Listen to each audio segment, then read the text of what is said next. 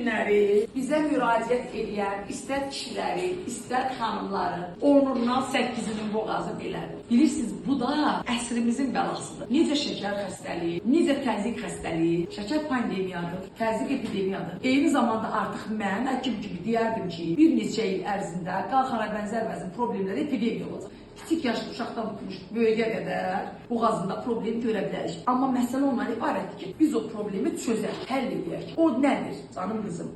Bax, verəcəksən T3, T4, TSH, hemoqram. Başa düşün, adi bu. Vəssalam. Ondan sonra xoşbaxt doktor səni nəzarətində saxlayacaq. Orası full. Ona əl dəymək olmaz. Əməliyyatda bir şey yoxdur. Bəd xasiyyələ çevirəcək bir düyün yoxdur. Başa düşün, əsas olur.